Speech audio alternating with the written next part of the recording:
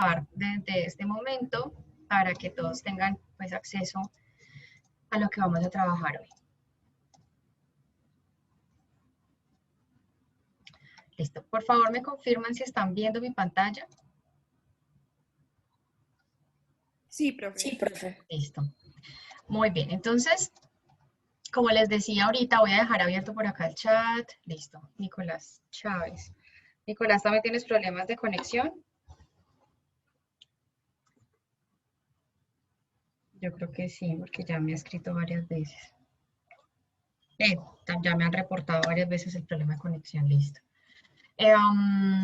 Y por aquí de participantes también. Listo. Entonces, bien.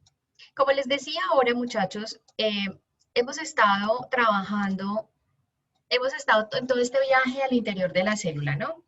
Y como les decía, pues hablamos de lo básico, luego hablamos de la membrana, de su estructura, de transporte, de otras funciones también de la membrana, pero entonces, y luego lo último que hablamos fue matriz extracelular, que hay después de una membrana plasmática. Hablamos de lo que ya viendo la célula como un tejido, hablamos de una matriz extracelular, de una membrana basal, de esos componentes, de esos elementos que están en la parte extracelular, y hablamos de la integrina. Y hablamos y dijimos que la integrina era una proteína que estaba en la membrana, que reconocía el ambiente extracelular y luego hacía unas transducciones de señal hacia el interior de la célula. Y ahí tuvimos unos inicios donde decíamos, es que realmente lo que hace esa integrina hacia el interior de la célula es modelar o reformar o, digamos, reorganizar la actina en ese caso específico, para que la célula se pueda ubicar o estar en un sustrato. Ahí, en ese punto, muchachos, ya estamos hablando, cuando ya decimos que la integrina recibe una señal extracelular y transduce para mandar información al interior de la célula, eso se conoce como señalización celular, ¿bien? Y entonces es ahí, y ese punto nos da ya el paso para entrarnos en la célula, ¿listo? Y aquí ya continuamos ese viaje al interior de la célula literalmente. Entonces aquí ya lo que vamos a hacer en estas clases que vienen de comunicación celular o comunicación entre células, vamos a hablar de cómo las células perciben el ambiente, cómo se transducen esas señales, cómo ellas se pueden comunicar entre sí y de qué manera ocurre ese proceso de señalización, como para entender por qué la célula responde a un estímulo determinado y cómo responde a ese estímulo. Entonces, eso es lo que vamos a empezar a trabajar en este momento. Vamos a hablar primero de ese mecanismo de transducción y vamos a hablar primero sobre cómo se comunican las células. Entonces, cuando nosotros hablamos sobre cómo se comunican las células, hemos hablado de los tipos generales de los sistemas de señalización celular, que son estos que estamos viendo descritos acá. Entonces, en ese caso, pues yo quisiera escucharlos a ustedes, escucharles qué entendieron ustedes con relación a estos tipos de comunicación básicos que hemos visto o que ustedes leyeron a nivel de la célula. Cuéntenme.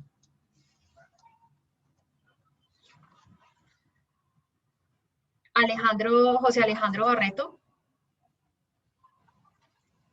Pues, hola, profe. Hola, ¿cómo estás? Pues primero tenemos que son tres fundamentalmente. Entonces, en la señalización autocrina, la célula que está produciendo el mensajero expresa receptores en su superficie que pueden responder a ese mensajero. Por lo tanto, las células que liberan el mensajero se estimularán o inhibirán a ellas mismas. En un segundo caso, tenemos la señalización paracrina, donde las moléculas mensajeras viajan solo distancias cortas a través del espacio extracelular a las células que están muy cerca de la célula que está generando el mensajero. Por lo regular, tiene una capacidad limitada para viajar alrededor del cuerpo porque son inherentes inestables o son degradadas por enzimas y o se unen a la matriz extracelular. Y en la señalización endocrina, las moléculas mensajeras alcanzan sus células blancas a través del paso del torrente sanguíneo. Estas se llaman hormonas y generalmente actúan sobre las células blancas ubicadas en un sitio distantes en el cuerpo. Ok. Bueno, cuando hablamos de células, no es que sean células blancas, sino células blanco, o sea, son el target, como a donde va dirigida la molécula. ¿Listo? Listo. Em, Listo. Entonces, vamos a ver lo siguiente. De manera general, como nos lo comenta José Alejandro, vamos a tener tres mecanismos básicos de comunicación entre células: endocrina, paracrina y autocrina, como ustedes lo están viendo acá. Entonces, la diferencia simplemente es quién envía el mensaje y quién lo recibe. Básicamente es eso lo que estamos viendo acá en términos de diferencia. Entonces, ¿quién envía el mensaje? En la célula, ella lo envía, pero ella misma tiene el receptor para poder hacer un proceso de respuesta ante ese estímulo. Eso se llama autocrino. Cuando yo tengo una célula que emite la señal, pero otra célula diferente cercana es quien la recibe, esa es ya un proceso paracrino, y ya el otro es el proceso endocrino, que es donde una célula que está muy lejos produce el mensaje, viaja muy lejos hasta otra célula que tiene el receptor. Entonces, básicamente esos sistemas de comunicación, lo base o lo que los diferencia es quién emite el mensaje y quién lo recibe. ¿Cómo se recibe el mensaje? Por medio de receptores celulares, es decir, proteínas integrales de membrana que están ubicados allí y que permiten la conexión, hacen cambios conformacionales y luego dan la señal hacia la parte intracelular. En ese sentido, pues entonces estamos hablando de dos mecanismos, de diferentes mecanismos de señalización. Y en esta imagen, pues tenemos dos mecanismos principales que no son los únicos, pero digamos que son los más generales y son los que, en los que nos vamos a concentrar durante estas clases de comunicación celular. Entonces vamos a ver dos mecanismos, y ese es como el segundo punto del taller que ustedes tenían, donde les pedía que describieran de manera general esas rutas que vamos a trabajar nosotros acá. Entonces, quisiera escucharlos nuevamente de manera rápida. Quisiera escuchar a Daniela Botero. Hola, profe. ¿Me Hola, Dani, escuchas ¿cómo ahí? estás? Sí, te escucho súper bien. Bueno, profe, pues en la primera ruta de señalización, un receptor va a transmitir una señal del dominio citoplasmático a una enzima que esté cercana, la cual va a generar un segundo mensajero. Esa enzima que da la generación del segundo mensajero se va a llamar el efector, que pues después en una pregunta tú también nos preguntabas lo que es el efector y todo eso. Ese segundo mensajero puede activar o inactivar a proteínas específicas. Y el segundo que yo entendí, profe, de la ruta Dani, de señalización. qué pena, dejemos ahí que ahí estuvo muy bien descrito y le voy a dar el paso a Luisa para que nos describa la otra. ¿Te parece? Ah, vale, profe. Listo, muchas gracias. Luisa. Hola, profe. Pues Hola. yo tengo que el segundo consiste en reclutamiento de proteínas. Entonces, pues lo que ocurre es que se transmite una señal y transforma el dominio citoplasmático del receptor. Entonces, eso se convierte como en una estación de reclutamiento de proteínas de señalización celular. Entonces, las proteínas van a como interactuar entre sí con otros componentes por medio de como dominios específicos. Y pues ahí mencionaban un ejemplo que era el dominio SH3. Entonces estos pues van a desencadenar una interacción y una vía de señalización intercelular. Muy bien. Y entonces, muy bien, aquí Daniela y Luisa nos han pues, dado unas claves bien importantes en esos mecanismos de señalización. Entonces, fíjense que siempre vamos a tener una señalización, una señal extracelular, una molécula que va a funcionar como un primer mensajero. Esto es importante, este es el primer mensajero. Es la primera molécula que se envía y la envía una señal, una célula determinada. A partir de ahí ya vamos a hablar de que esta señal va a poder interactuar con diferentes tipos de receptores. Como les digo, aquí estamos viendo la punta del iceberg, aquí estamos viendo una partecita de lo que es todo ese mecanismo de señalización. Aquí estamos viendo dos tipos de receptores, pero hay más, hay muchos más dentro de la célula, y pues van a entender ahorita más tarde, luego cuando empecemos a ver esas rutas de señalización, el por qué pues nos tenemos que concentrar en dos nomás, para luego pues extrapolarlo en lo que ya cada uno necesite en su proceso de formación. Pero entonces resulta que aquí vamos a ponerle nombre de una vez a este tipo de receptores, como para que nos vayamos ubicando, y aquí le vamos a poner que este es un receptor GPCR, es decir, un receptor acoplado a proteína G, y por aquí le vamos a poner que este receptor que está aquí es un RTK, es un receptor tirosina sinasa. Estos son los ejemplos que nosotros vamos a trabajar durante estas clases donde pues los mecanismos consisten en lo que ustedes están diciendo. Una señal que llega, un primer mensajero, llega, induce un cambio conformacional en una proteína, en ese receptor, y entonces aquí yo quiero preguntarles a ustedes nuevamente, ¿qué es un cambio conformacional? Que lo vimos, hace ya unas cuantas clases. ¿Qué sería un cambio conformacional?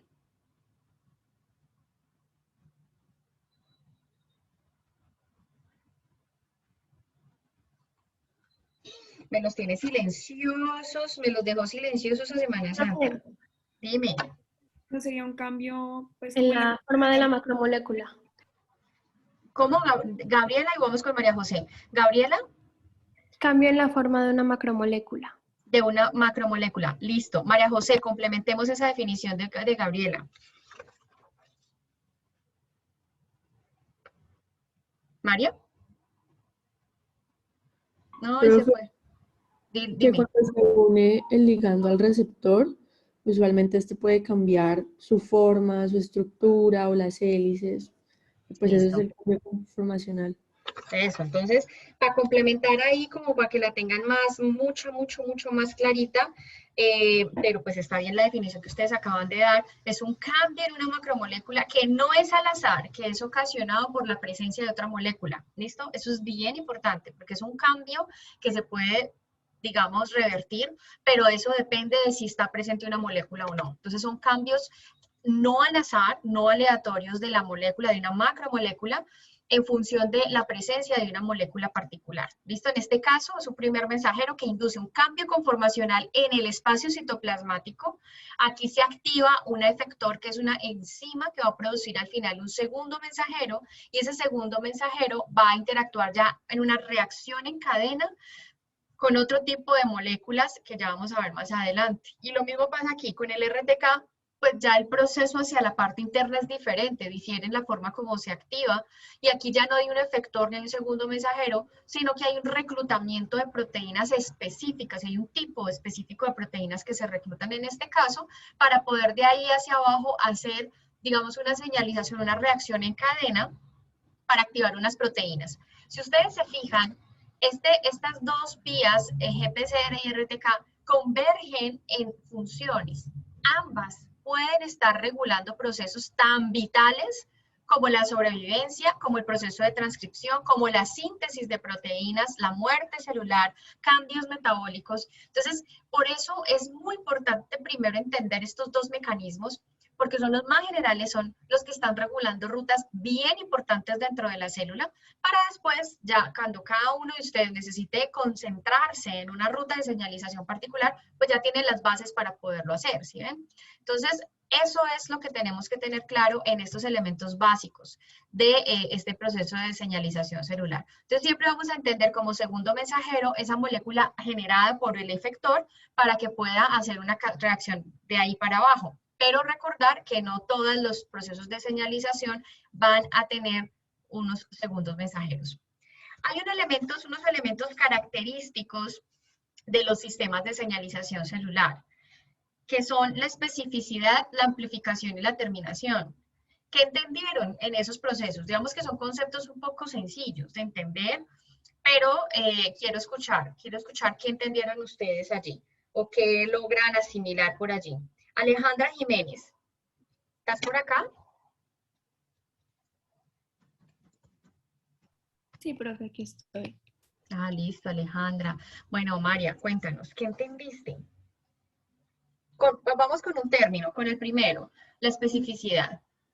Bueno, por especificidad se entiende que cada proteína sinasa o fosfatasa tiene la capacidad de reconocer solo sus sustratos específicos y no intervienen en los demás.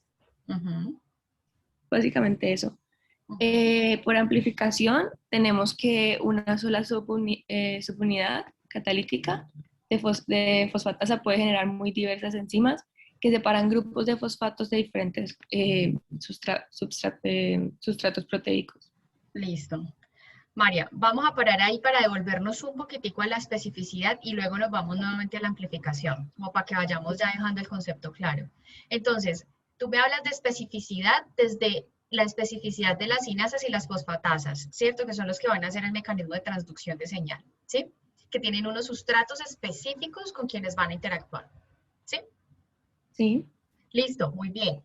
Vamos y voy a preguntar si alguien más puede complementar más, porque está bien la definición, pero quiero complementarlo más. Quiero subir en la ruta. Digamos que las cinasas y las fosfatasas están por aquí.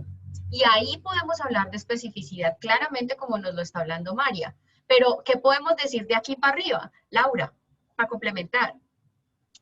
Profe, pues yo tenía que, pues la especificidad, pues es la característica del receptor por su ligando, de forma que no se dé ningún como margen de error en el proceso de unión y de señalización, pues porque al ser específico solo pues para ciertos tipos de ligandos o pues para ciertos tipos de moléculas, entonces por eso no va a haber como cierto margen de error. Ujú. Entonces, si subimos, digamos que aquí ya María nos habló de esta especificidad que está abajo en la parte intracelular después de que se activó una ruta de señalización. Pero lo que dice Laura es cierto también. Si yo miro hacia arriba de la ruta, iniciando en la ruta, la especificidad del receptor es sumamente importante también. Porque una misma molécula puede activarme dos receptores diferentes. Pero la respuesta funcional a nivel celular va también a cambiar, ¿bien? Entonces, aquí dentro de las rutas de señalización, esa especificidad que debe tener el primer mensajero con el receptor y el receptor al activar ya diferentes proteínas hacia la parte intracelular, la especificidad que hay entre cinasas y fosfatasas de ahí para abajo, eso determina completamente cuál es la función que va a ocurrir aquí abajo, ¿listo? Entonces, fíjense que hay diferentes puntos de especificidad. Ustedes por ahí también leyeron, y lo vamos a ver más adelante, sobre las isoformas de los receptores. Y lo vamos a ver pues con más claridad cuando hablemos de los GPCRs. Pero las isoformas de los receptores son un muy buen ejemplo de esa especificidad que puede dar ese receptor en este primer punto y de ahí para abajo la especificidad que debe haber en cuanto a cinasas y fosfatasas para poder tener una buena respuesta funcional, ¿bien? Entonces, ahí en esa parte creo que podemos cerrar la parte de especificidad y pues la importancia de la especificidad en esos procesos de señalización. Ahora pasemos al segundo punto que nos estaba hablando también María Alejandra sobre la amplificación. Y María nos estaba diciendo que esa amplificación era la producción de diferentes moléculas, ¿no? ¿Nos decías? Sí, profe. Listo. Diferentes sustratos proteicos. Diferentes proteínas. ¿Quién puede complementar un poquito más esa parte de amplificación? ¿A qué hace referencia la amplificación y por qué es tan importante en una ruta de señalización? Y me gustaría invitarlos e invitarlas a que conectemos esa amplificación con interacciones entre células y su ambiente, que fue lo que vimos ahorita hace unas clases. Cómo se puede mandar ese mensaje, bueno, cómo lo conectan, si es que llegan a poder hacer esa conexión y si no, yo les ayudo ahorita a hacer la conexión. Gabriela y luego vamos con Luisa. Profe Gabriel. ¡Ay! ¿En serio, Gabriel? Dios mío, gracias, Gabriel, qué pena contigo, disculpa. No, tranquila. Pues como tal el término de amplificación yo lo entendí más que todo como una producción de un segundo mensajero, pues el cual nos va a proporcionar un mecanismo para amplificar la señal que se genera pues digamos que del mensaje original, del primer, ¿cómo se dice? ¿Mensajero? Receptor. Ajá, del primer mensajero. Entonces pues como que se va a generar una cascada como lo que estamos viendo en esta imagen. Y pues esa cascada va a ayudar a que se amplifique la señal y que se puedan dar los procesos celulares necesarios. Muy bien, Gabriel, muchas gracias. Luisa. Profe, pues respecto, ¿ahí me escuchas bien? Sí, señora, perfecto. Respecto a lo que decía Gabriel, pues sí estoy de acuerdo con lo de la cascada, porque lo que va a pasar ahí es que se genera una cantidad, pues, se genera una cascada del segundo mensajero y ese mensaje, pues como se produce varias veces, así puede llegar como a cualquier célula de un tejido. Muy bien, entonces ahí eso que tú estás diciendo, más lo que acaba de decir Gabriel, conecta también con esas interacciones entre células y su ambiente, lo que habíamos visto antes. Y acordémonos ahí de las uniones comunicantes, de los GAP. Acuérdense que ellos conectan citoplasmas. Cuando estamos en un tejido, a esto, pues cuando se genera un segundo mensajero que está amplificado, se puede repartir rápidamente en las diferentes células del tejido para que todas puedan cumplir con la función final que se requiere.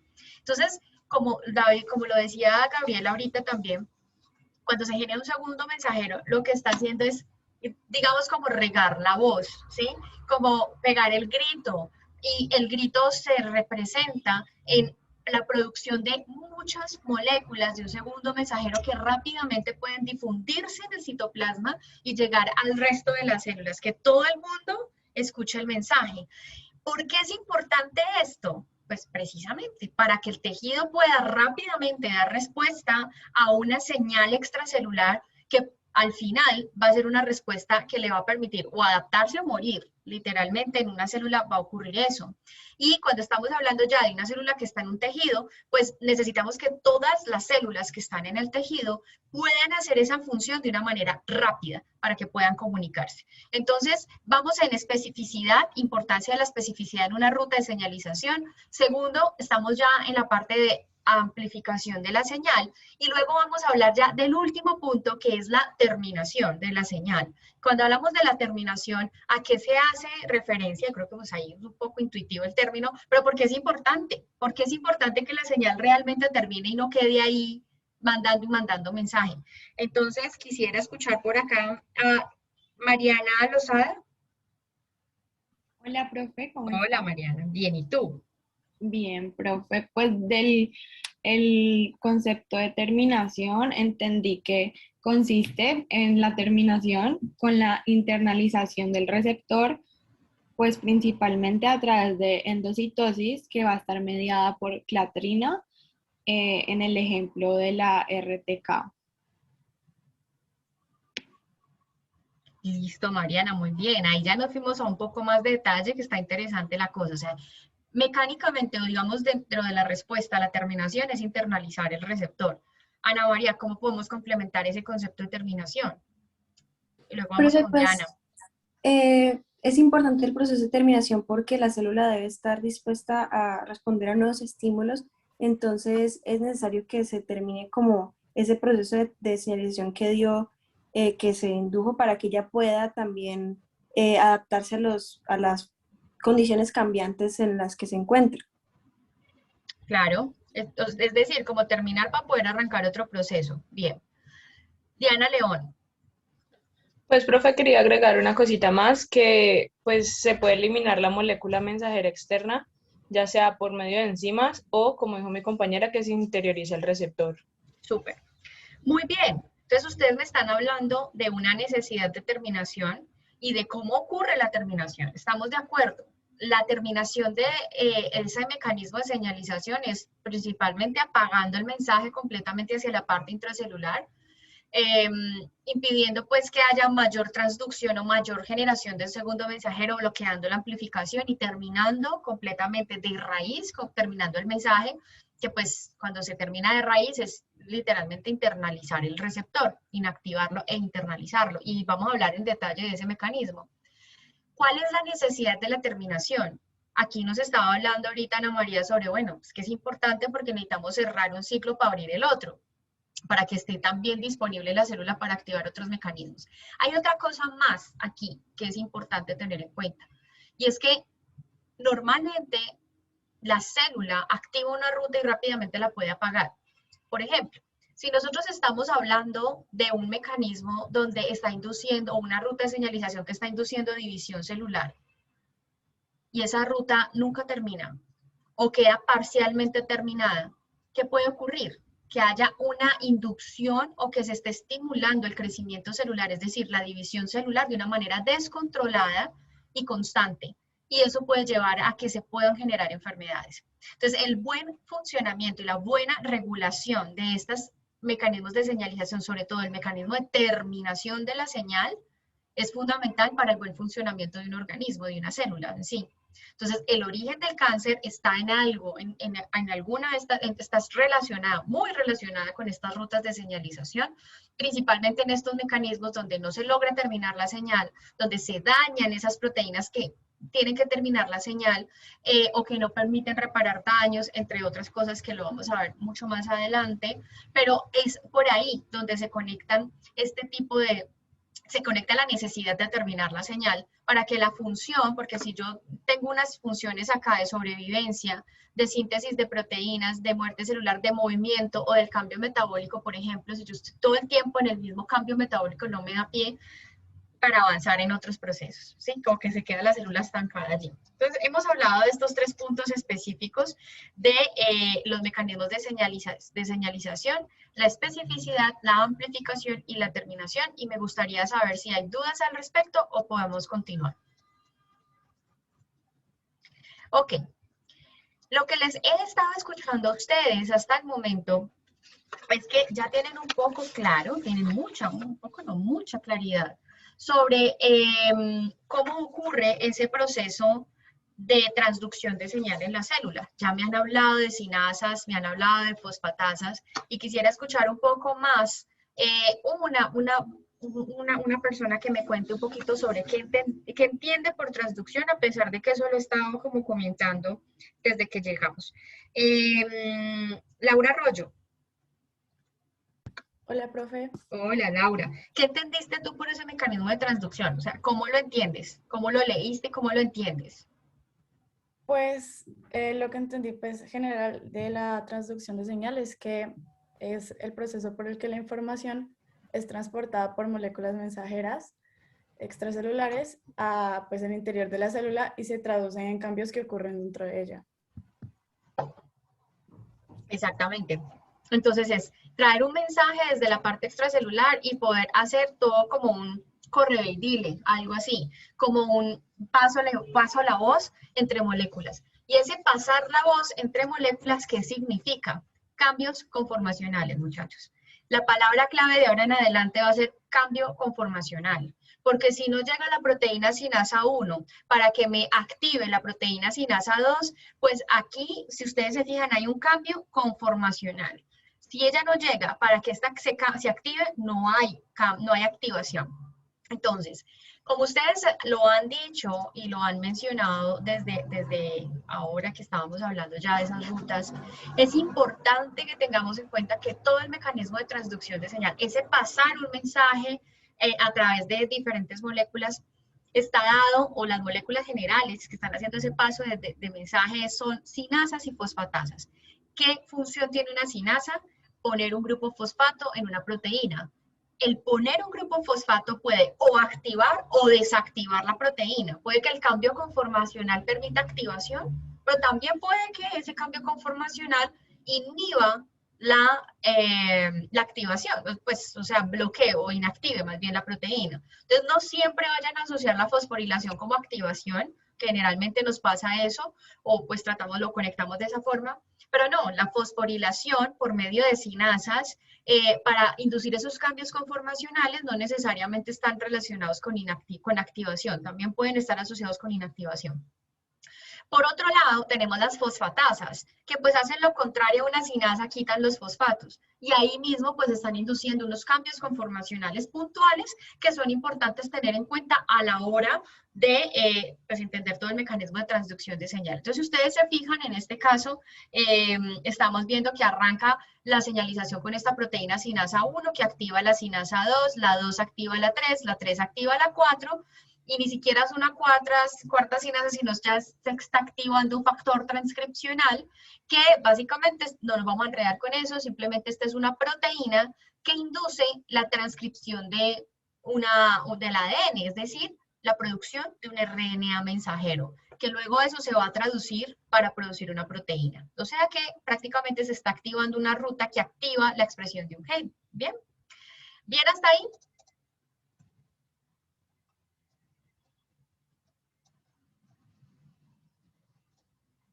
¿Bien o no, muchachos? ¿Me siguen? ¿No me siguen? ¿Me escuchan? Sí, profe. Listo. Entonces, cuando nosotros hablamos de esos mensajeros extracelulares y esos receptores, yo ya les había dicho ahora que pues tenemos diferentes tipos de receptores. Vamos a hablar de 2 en general aquí. Nos vamos a concentrar en esos 2 en la clase, pero hay diferentes, hay más.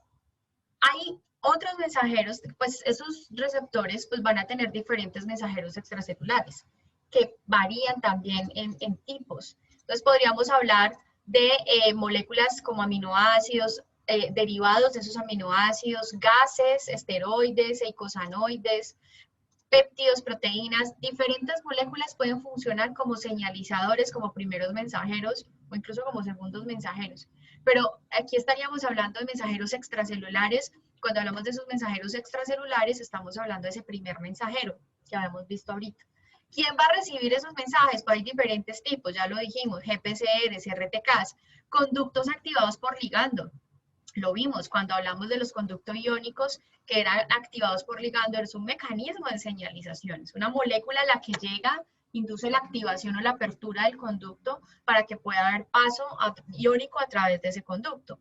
Receptores específicos para hormonas esteroideas y ya receptores específicos de mecanismos muy particulares que son los que seguramente en los que ustedes seguramente se van a tener que concentrar más adelante, pero que en general tienen unos mecanismos muy similares a lo que vamos a ver con GPCRs y RTKs, y los mecanismos van a diferir, digamos, de señalización van a diferir en muy poco. Entonces, siempre que hablemos de todos estos receptores, pues vamos a hablar de que son receptores que tienen un proceso de especificidad, que tienen un proceso de amplificación y tienen un proceso de terminación. Que ya si tienen un efector, si producen un segundo mensajero, o si no producen nada de eso, sino que lo que están haciendo es reclutar proteínas, eso va a depender del tipo de receptor, y eso es lo que ustedes ya tendrán que estudiar en su momento. Pero ya de manera general, ustedes ya saben que hay una especificidad, hay una amplificación, hay una terminación, y ya es entender cuál es el mecanismo para ese receptor para hacer esas tres cosas, ¿sí? Eso siempre va a ocurrir pues en una ruta de señalización. Y vamos a ver otras cosas más adelante que son generales también para esas rutas de señalización. Ahora sí vamos a entrar en materia y aquí ya vamos a hablar específicamente de los GPCR. Cuando hablamos de los GPCR, pues estamos hablando ya de unos receptores unidos o acoplados a unas proteínas que se llaman proteínas G. Cuando nosotros hablamos de, ay Dios, esto que me molesta por acá. Cuando nosotros hablamos de estos receptores acoplados a proteínas G, pues podemos primero caracterizarlos y podríamos decir entonces que estos son receptores que son pues, pertenecen a una familia muy grande de proteínas que tienen 7 dominios que son que van a tener alfa hélices, que son estas que están acá, y que van a atravesar la membrana. Atraviesan la membrana porque es una proteína integral de membrana y van a tener diferentes tipos de ligandos que los van a poder activar, hormonas, neurotransmisores, derivados del opio y quimioatrayentes. Entonces, ahí estamos viendo que este receptor acoplado a proteína G, entonces va a tener esos 7 dominios transmembranales que van a atravesar la membrana plasmática. Van a tener un carboxi terminal que va a estar hacia el espacio citoplasmático y van a tener un amino terminal que va hacia el espacio extracelular. Y vamos a ver también que en este caso estamos hablando ya, ya me olvidó borrar las cosas pues acá, listo. Vamos a ver acá que entonces este receptor se acopla o trabaja de manera pues colaborativa con una proteína G. Esa proteína G es una proteína anclada a un lípido de membrana. Entonces aquí ya se fijan que estamos haciendo uso de los diferentes conceptos que hemos adquirido sobre estructura de la membrana, refiriéndonos a proteínas que están pues allí trabajando. Entonces esta proteína es una proteína que está unido a lípidos de membrana, si se fijan allí, pero entonces es una proteína que está en estructura, que este es un tipo de estructura que, muchachos, para una proteína. ¿Qué tipo de estructura estamos viendo acá?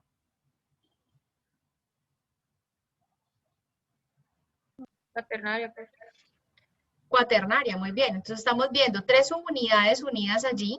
Esa proteína G entonces tiene 3 subunidades diferentes, alfa, beta y gamma. Y esas 3, digamos, subunidades, pues van a tener un dinamismo bien interesante. Esa proteína G es la que se va a activar por el ligando, pues una vez el ligando active al receptor. Entonces, el ligando llega, activa el receptor, induce el cambio conformacional en el receptor, Este activa a la proteína G y luego esta proteína G activa al efector. ¿Y qué hace el efector, perdón? Generar un segundo mensajero. ¿Listo? Eso es lo que vamos a ver, pues, de manera general con los GPCRs. Entonces, si ustedes se fijan, este es como el esquema, digamos, ilustrativo, pedagógico. Este podría ser un esquema más de la vida real, de entender cómo pues está la proteína G aquí interactuando directamente con el receptor y luego ella cómo va a interactuar con el efector. ¿Bien? ¿Dudas hasta acá? Perfecto. Entonces, cuando hablamos de los receptores unidos a proteínas G, estamos hablando de que siempre pues vamos a, bueno, y de cualquier receptor, estamos hablando de que hay un estímulo, un receptor, y pues para el caso de las proteínas G vamos a tener un efector y finalmente una respuesta fisiológica. Aquí nosotros hablamos de una respuesta fisiológica específica que es el rompimiento o la degradación de glucógeno. ¿El glucógeno para qué sirve en el organismo?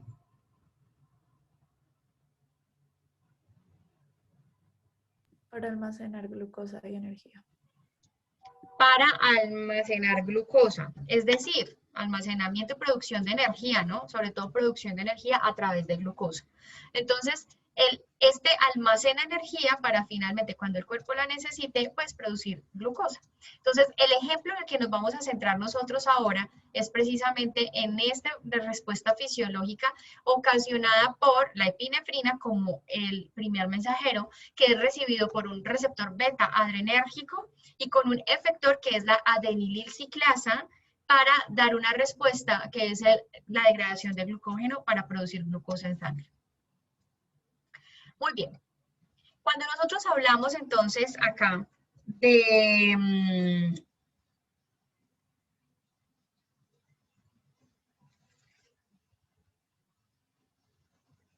Cuando nosotros hablamos de la proteína G, nosotros podemos hablar ya de esos mecanismos pues que estábamos hablando ahorita en cuanto a la activación de ella, con quién interactúa, digamos que ya la definimos y ya sabemos que pues se llama receptor acoplado a proteína G porque interactúa con una proteína G y luego que pues esta va a activar un receptor.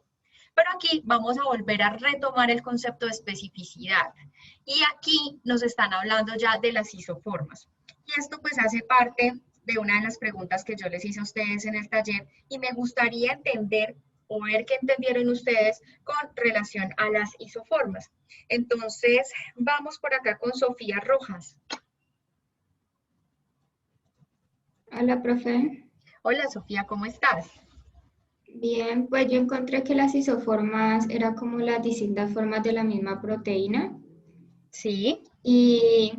Y que esas distintas formas de la proteína pueden ser relacionadas por genes o pueden generarse por un mismo gen mediante un proceso splicing alternativo. Splicing alternativo, muy bien. Gracias, Sofía. Ana María. Hola, profe. Pues como para complementar, yo tengo que las isoformas le aportan especificidad al funcionamiento de los GPCR, ya que como hay una variedad de isoformas, cada una se encarga como de una tarea diferente en los GPCR. Por ejemplo, pues ahí daban el ejemplo pues, de la subunidad alfa, que es la que une e hidroliza el GTP. Muy bien, entonces ahí está. Ahí nos acaban de complementar muy bien la definición. Muchas gracias, Ana y Sofía. Entonces vamos a ver. Aquí tenemos el receptor de proteína G, que él puede tener también isoformas, ¿no? Pero aquí nos están hablando específicamente de la isoforma de la proteína G. Y sobre todo, aquí nos están hablando específicamente de la isoforma de la subunidad alfa de la proteína G. Que como bien lo dice Ana, dependiendo del tipo de molécula que esté allí unida, o sea, que esté conformando esta proteína G, vamos a tener una respuesta diferente a nivel funcional. Entonces, aportan la especificidad que habíamos mencionado arriba. Entonces, yo puedo tener el mismo receptor G, tipo del beta-adrenérgico, por ejemplo, en un músculo cardíaco, una célula cardíaca, y puedo tener el mismo receptor beta-adrenérgico en una célula muscular. Y puede ser activado por el mismo ligando. pero la respuesta en la célula cardíaca o en el tejido cardíaco es diferente a la respuesta que va a tener ese receptor en una célula muscular. ¿Y a qué se debe eso? Precisamente a esto, a esa especificidad que está otorgando la isoforma de la subunidad, pues de la proteína G. Y también vamos a ver que hay isoformas para estos receptores.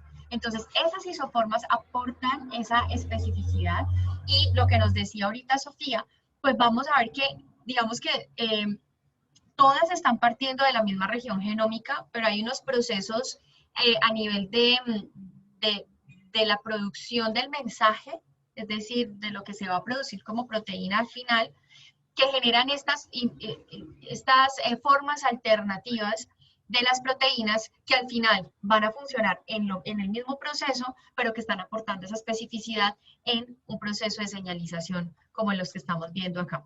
Entonces, lo importante es que ustedes tengan en mente que la especificidad de las rutas de señalización también, en esa especificidad también pueden jugar un rol muy importante las isoformas tanto del receptor como de las subunidades de las proteínas G. ¿Bien? ¿Dudas hasta acá? ¿Vamos súper bien? Profe, yo no entendí o sea, la parte que dijiste, todas parten de la misma región genómica. O sea, entendí que era como, todas parten de la misma región genómica, pero pues van a generar como como distintas respuestas y distintas funciones, ¿era eso? Y pues por lo de la especificidad y todo eso, sí. Sí, es eso. Ah, ok, gracias, profe. Listo. Muy bien. Ahora sí, vamos a hablar entonces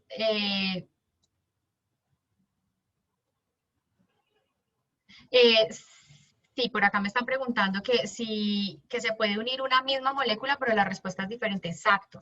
Estamos hablando que la especificidad, por eso es tan importante la especificidad en las rutas de señalización. Voy a retomar esa partecita porque hay dudas. Y es que aquí yo puedo tener una célula, como les decía ahorita, cardíaca, pues un tejido cardíaco, y por acá un tejido muscular. Aquí puedo tener el mismo receptor beta adrenérgico, y acá también. Y aquí puede llegar la misma epinefrina, y aquí también.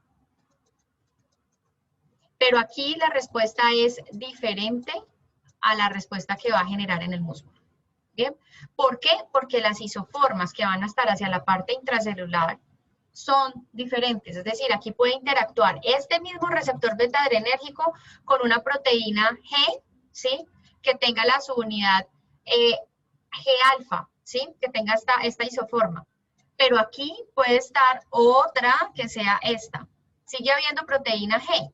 Hay una proteína G, pero la subunidad alfa es diferente. Por lo tanto, la respuesta cambia. ¿Listo? Estamos hablando del mismo receptor, la misma molécula, pero la respuesta es diferente. La función fisiológica que se está señalizando allí es diferente. ¿Listo? ¿A raíz de qué? De ese mecanismo de señalización, de especificidad, perdón, dado por las isoformas. ¿Vamos bien hasta ahí?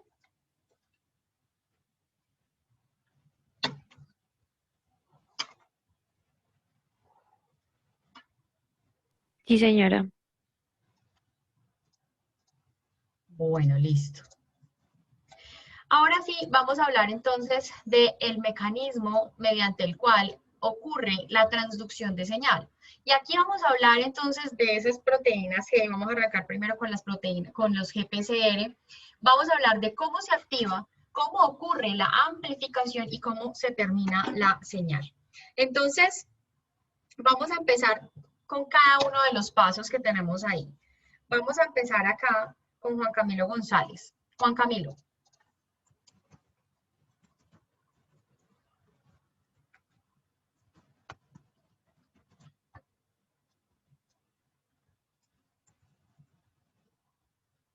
Juan Camilo González.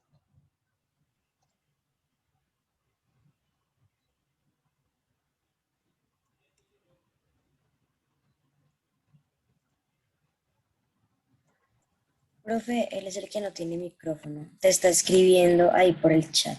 Listo, entonces yo creo que marqué por otra persona. Listo, aquí ya me escribió. Ok, vamos entonces con otra persona. Mariana González. Mariana.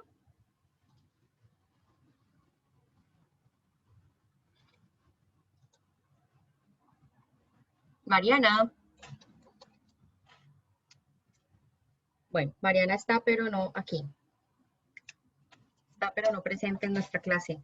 Ok, vamos con Valeria Murcia. Hola, profe. Hola, Valeria. Bueno, vamos a hablar, Valeria, de este primer punto de activación del GPCR. Y quisiera que lo hagamos de una manera bien detallada, ¿listo? Aquí vamos a hablar que el estímulo, nuevamente repito, epinefrina, el receptor es el receptor beta-adrenérgico. Vamos a tener como efector la anilciclasa y ya sabemos la función, degradación de glucógeno. Acá yo te voy a dar imágenes, entonces tú me puedes ayudar a hacer una descripción completa e incluyendo esas definiciones que ya hemos venido hablando, por ejemplo, el cambio conformacional, ¿sí? ¿Dónde ocurre cambio conformacional? Entonces, dale, ayúdame con esa primera parte, por favor. Con el primer paso, pero pues ahí está la imagen del segundo, profe. Sí, no pasa nada. ¿El primer paso cuál sería? Ah, ok, listo. El primer paso sería pues que el ligando se une al receptor, ¿no? Alterando pues como ya decíamos su conformación e incrementando su afinidad por la proteína G, que es luego como lo que decíamos que va a generar ese estímulo y va a seguir pues todo el proceso. Y pues sí, es solamente como ese primer paso que se genera. ¿Qué pasa con la proteína G? Se activa mediante, como, o sea, el ligando al que se tiene que unir el receptor, luego activa esa proteína G. Bien, ¿cómo se activa la proteína G? ¿Cómo así, profe? Sí, ¿cómo se activa? O sea, al activarse, ¿cómo se activa? Es decir, ¿cuál es el mecanismo de activación más bien? Ah, ok.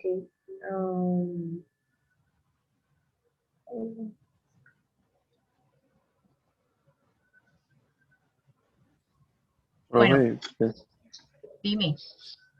si no estoy mal, es porque las unidades alfa si se asocia el complejo beta y se une al efector. En este caso, de la anilciclasa, activando el efector. O activa el efector. Previo a eso hay un paso de activación de la proteína G. Entonces vamos ¿De la luego... GDP a GTP? Claro, muy bien. Entonces, ¿cómo es Sí, el eso, profe. proceso de activación? Que la subunidad alfa libera su GDP y se va a reemplazar por GTP. Ajá, y entonces ahí, ¿qué pasa? Profe, pues puedo seguir que ahí como Sí. que se va a disociar del complejo beta y se va a unir a un efector, pues que en el caso del libro dice que es el adenilciclasa, que ahí eso es lo que va a activar el efector. El efector. Entonces, ahí ya podríamos decir que hemos iniciado la activación. Entonces, como nos decía ahorita Valeria, llega ligando y aquí lo que ocurre es un cambio conformacional. Muchachos, y necesito que interioricen eso. Necesito que lo interioricen bastante. Y el cambio conformacional acá, lo primero que hace es aumentar. Y si ustedes se fijan, la imagen es como muy explícita. Entonces, lo primero que ocurre es que aumenta la afinidad del receptor por la proteína G. ¿Cómo estaba antes? Totalmente aparte. Luego llega el ligando, hay un cambio conformacional que induce esta afinidad y adicionalmente al acercarse esta proteína G al receptor, induce la activación de la proteína G. ¿Pero cómo se activa? Induce un cambio de GDP por GTP. ¿Qué es una proteína G? Por definición.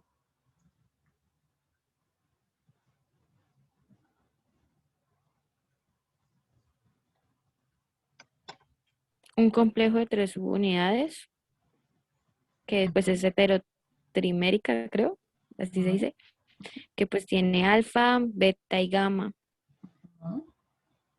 Ana María. Profe, pues yo tengo que las proteínas G se conocen así porque se unen con nucleótidos de guanina. Entonces, pues por eso reciben su nombre de proteínas G. Exactamente. José Alejandro. Pero ya decir lo mismo que están unidas a un GTP. Listo. Entonces, claramente, la proteína G es heterotrimérica, pero adicional una de las características que tiene es que se activa al unirse con GTP. Siempre va a estar activa al unirse con GTP. Todas las proteínas G, de las que vayamos a hacer mención más adelante, tienen esa característica, se activan con proteína, con un GTP. Entonces, al activarse, en este caso, lo que hace es hacer un intercambio de GDP por GTP. Cuando esto se une, vamos al siguiente paso, que ya es una pérdida de afinidad. Y aquí digamos que en este punto, en la activación de esto, ya es el inicio. Y ya vamos a hablar de la activación del efector, que es lo que viene después, ¿cierto? Entonces, aquí, el siguiente punto, una vez la proteína G se activa, ustedes ya lo dijeron, es que la proteína G se activa se une el GTP a la subunidad alfa de esa proteína G, y eso induce un cambio conformacional acá. Y ese cambio conformacional, ¿a qué lleva? A que se pierda la afinidad de la subunidad alfa a las subunidades gamma y beta y se aumente la afinidad de esa subunidad alfa con el efector, porque no es toda la proteína G la que se va a ir hacia el efector, es solamente la subunidad alfa. Entonces se pierde la afinidad acá de esa subunidad y se aumenta para el efector. Ahí en ese momento, aquí, ¿qué ocurre? Se activa el efector, que es lo que ustedes están diciendo. Y aquí en este punto, cuando se activa el efector, podríamos hablar de qué. Aquí, ¿qué pasa? Se activa el efector y ¿qué va a pasar ahí después? Pues, profe, la dimetilciclasa activada produce AMP cíclico. Produce AMP cíclico, que sería ¿qué? Dentro de la ruta de señalización que hemos visto hasta ahora. Este es el efector. ¿Qué produciría acá? El segundo mensajero. Segundo mensajero. El segundo mensajero es la adenililciclasa. Luego de eso, ya aquí viene la producción de AMP cíclico con gasto energético específicamente, y aquí ya podemos hablar y relacionar que en este punto va a ocurrir una cosa que se llama amplificación. Y aquí es donde se amplifica la señal. ¿Cómo lo determinamos? Una cantidad de AMP cíclico que se produce un montón, ¿sí? Y eso es la amplificación. Ok, luego de eso, cuando ya se ha producido la cantidad de AMP cíclico que se tiene que generar, luego llega el tercer punto de esa cascada de señalización, que sería ¿cuál? ¿Cuál es el último punto? ¿La terminación? Terminación. ¿Y cómo ocurre la terminación? Y ahí quiero detalles, así como se los estaba contando a ustedes. El cambio conformacional, este pierde con este, se une con el otro. ¿Qué pasaría ahí, en ese último punto? ¿Cómo es la terminación? Juan Esteban Sadovnik.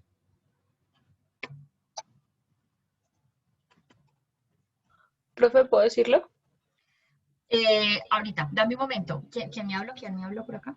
Diana León. Es que se me entrecortó y no sabía que había llamado a otra persona, perdón. Dale, pero sí, sigo contigo. Sadovnik. Juan Esteban. Hola, profe. Hola, Apenas Juan. te escuché. Perdón, es que tengo algunos problemas de conexión. ¿Cuál es la pregunta? La pregunta es... ¿Cuál es la pregunta? La pregunta es ¿cuál es el proceso de terminación? Y quisiera que nos lo contaras de la forma detallada como ocurre, ¿sí? Como se los estaba contando. Recuerda también que cuando tengas problemas de conexión me debes avisar cuando se los pregunto al inicio de clase, por favor.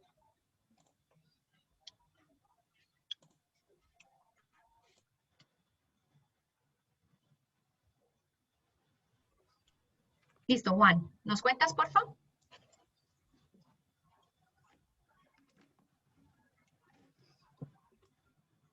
Me entrecortó otra vez. Bueno, es la Claro, determinación, te estoy lo que escuchando preguntaste. bien. Sí. Sí, no sé. Yo te escucho No, bien. esa no la tengo, profe. Perdón, esa no la sé. No, pero lo hemos estado hablando durante la clase. No.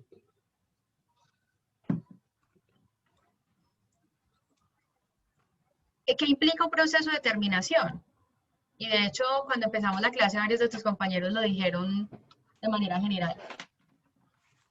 Entonces, no lo digas de manera específica, sino de manera general, con lo que leíste, cómo sería ese proceso de determinación de los GPCR.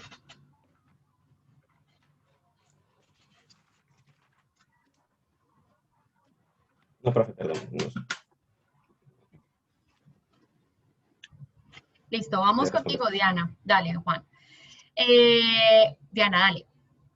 Bueno, entonces lo que yo entendí que pasaba aquí es que la actividad de la GTP-ASA, la que ya teníamos aquí, de la G-alfa, se va a hidrolizar un GTP, el GTP que ya teníamos aquí unido.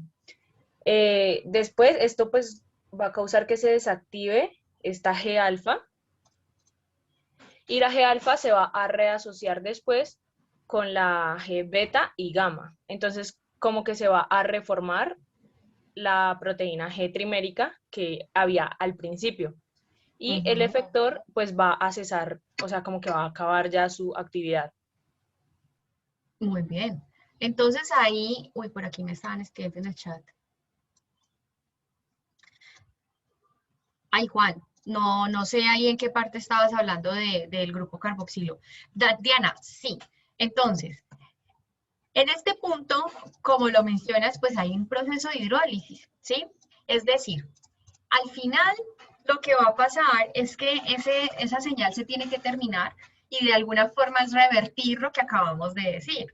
Revertir como pues la forma de activación del efector. Entonces, lo primero es que se hidroliza esa subunidad alfa y hay un cambio conformacional. Al ya no tener el GTP, sino que se vuelve a unir con el GDP, ella cambia de conformación, disminuye la afinidad de ella por el efector y la aumenta, como nos lo decía Diana, hacia la subunidad gamma beta que teníamos acá. Entonces, en ese caso, lo que va a ocurrir es que al aumentar esa afinidad, vuelve y se forma la proteína G, como nos lo decía Diana, y en este caso, pues el efector deja de producir el segundo mensajero y el receptor, pues se queda ahí todavía. En ese caso, es el primer punto, digamos, de parar la señal. Pero, si ustedes se fijan, el receptor sigue unido al ligando. O sea que en cualquier momento él puede llegar a hacer esto. ¿Qué pasa después entonces? Para que se termine de verdad la señal. Aquí lo que se hizo fue bloquear la producción del segundo mensajero. ¿Qué debe pasar después? Sara Sofía.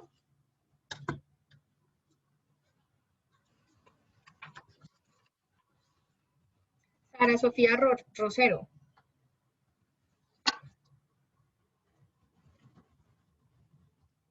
Sara Sofía.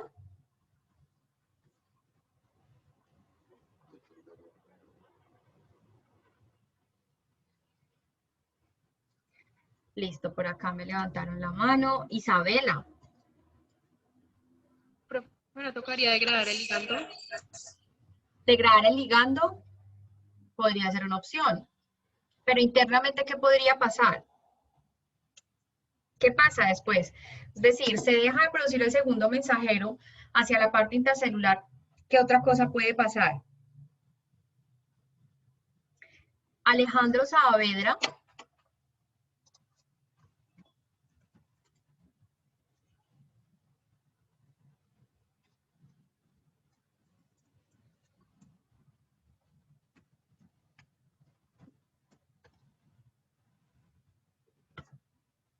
Profe, pues yo no soy Alejandro, ¿no? Yo no sé si estoy bien, pero si no estoy mal, pues el receptor pues se fosforila por un GRK y en el paso pues siguiente ya el receptor fosforilado se une a una molécula de restina.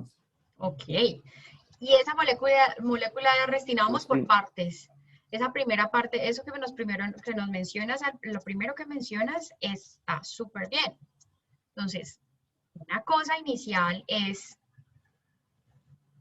o el primer punto es inducir, bloquear la producción del segundo mensajero. Luego lo que dices tú, que es fosforilar, ¿cierto? Sí. Fosforila en el dominio. ¿Y qué pasa con ese dominio? Entonces, ahí se recluta, lo que me dices tú es una arrestina. Una restina. ¿Y Y ya ella la qué hace? restina va a inhibir que el receptor unido al ligando active proteínas G adicionales. Ujú. Y el receptor unido a la resina, pues es probable que ya al último sea absorbido por endocitosis. Ok, muy bien. Entonces, muy bien, José, muchas gracias. En este caso, si ustedes se fijan, el primer punto es bloquear la producción de un segundo mensajero. El segundo punto es insensibilizar, y así se conoce ese proceso, insensibilizar el receptor. Cuando yo insensibilizo al receptor, lo que pasa es que a pesar de que esté ligando, el receptor es completamente sordo, o sea, no pasa nada, da igual que esté o no el ligando, porque no va a responder. Si él está en esta condición, como lo vemos acá, él en cualquier momento puede activar a la proteína G nuevamente. Es decir, que puede otra vez el proceso. Entonces, dejo de producir el mensaje por un tiempo, pero si esto sigue ahí, él va a seguir allí, ¿sí? Si este receptor sigue con su ligando y sigue activo. Entonces, ese proceso, exactamente, este proceso de sensibilización del receptor se hace por medio de la fosforilación del dominio citoplasmático del GPCR. Una vez la GRK, que es una sinasa del receptor de proteína G, sinasa del receptor de proteína G, o de receptores acoplados a proteínas G, o GPCRs, una vez ella fosforila, insensibiliza al receptor. Entonces ya el receptor puede estar acá con el ligando, pero aquí esto nunca más se va a volver a activar. Entonces, ¿qué va a pasar? Lo que nos decía ahorita, que nos decían ustedes, que ya llega una restina, se recluta la restina en esos puntos de fosforilación, y esa restina lo que hace es inducir la internalización del receptor por endocitosis, que es finalmente lo que hablábamos iniciando la clase, nos lo mencionaban ustedes, cuando hablábamos de la endocitosis como un mecanismo de terminación de la señal. Entonces, cuando ese receptor entra, ya es internalizado. ¿Qué pasa con ese receptor ahí dentro?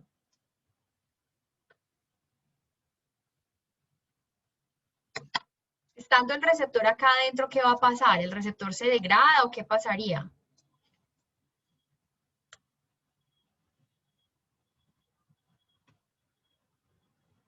Profe, ¿eso no es lo de las vías? Ajá.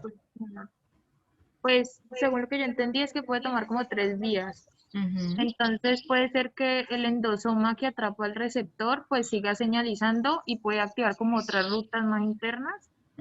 También se puede degradar en el lisosoma o se puede reciclar. Exactamente, entonces aquí lo que estamos viendo es que básicamente cuando él se internaliza, digamos que al internalizarse separa la señal, separa completamente la señalización que habíamos estado revisando ahora, pero ella puede internalizarse y seguir señalizando desde la parte intracelular. Y esto es importante porque aquí pueden ocurrir otras rutas de señalización, pero ya internas. La otra es que se degrada en el lisosoma normal, se pueda degradar completamente o se recicle, y vamos a ver más adelante cuando hablemos de endocitosis, vamos a ver cómo puede ocurrir que ocurra, que se recicle, cómo se puede, en qué momentos de la endocitosis ocurre ese reciclado. Y cuando ocurre ese reciclado, previo a que el receptor vuelva otra vez a la membrana, fíjense que el ligando se degrada, que era una de las opciones que ustedes planteaban ahorita, que se disara el ligando para poder avanzar con el proceso. Entonces, aquí ocurre, pero ya cuando se ha internalizado, ¿listo? Para que el receptor pueda volver nuevamente a la membrana para hacer nuevamente el proceso de señalización y esté activo y listo, disponible para volver a hacer señalización. Listo. Eso es la parte de los segundos mensajeros, digamos, perdón, del proceso de activación, amplificación y terminación de un GPCR. ¿Dudas hasta acá? Profe, una cosita, ¿podrías poner la diapositiva que tenía el paso 7 y 8, que no le alcancé a tomar foto por fin?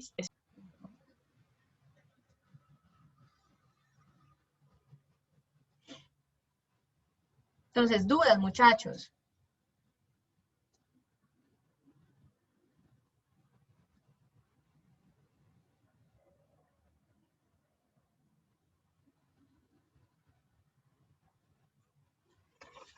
Todo está súper claro, muy bien. Profe, yo tengo una pregunta. ¿Podrías devolver un momentico, por favor? ¿A dónde? ¿A la anterior? Creo que eran los pasos 1 y 2. Listo. ¿Ahí? Sí, profe. O sea, digamos ahí, en un comienzo, la proteína G está unida a la derecha, ¿cierto? Ajá. Está separada. Es que, o sea, no entiendo. ¿Cómo así? ¿Cómo así? O sea, mi pregunta es, un momento, ¿esto es lo que ocurre primero o esto es lo que ocurre primero? ¿Sí me explico? O sea, ¿en un inicio la proteína está separada o está unida? No, la proteína está separada primero. O sea, es una proteína que es periférica. O sea, es una proteína que está anclada a un lípido, pero está sola, está aparte sin unirse al receptor. De hecho, cuando ya el receptor reconoce el ligando induce el cambio conformacional, ahí es que se aumenta la afinidad por la proteína G y se recluta hacia el receptor. Y ahí es donde ocurre ya la activación. ¿Listo? Listo. Muy bien. ¿Dudas adicionales? Ok. Entonces vamos a parar la clase acá porque pues básicamente ya aquí vamos a tener que hablar de segundos mensajeros y aquí vamos a hablar del fosfatidilinositol como un segundo mensajero para el proceso de señalización. Pero aquí no quiero dejar como en la mitad este tema porque este tema pues tiene más cositas interesantes para hablar que no quiero dejar como a medias entre una clase y otra. Entonces, muy bien. ¿Dudas? ¿Quedan todas despejadas? ¿Comentarios? Perfecto. Entonces, voy a dar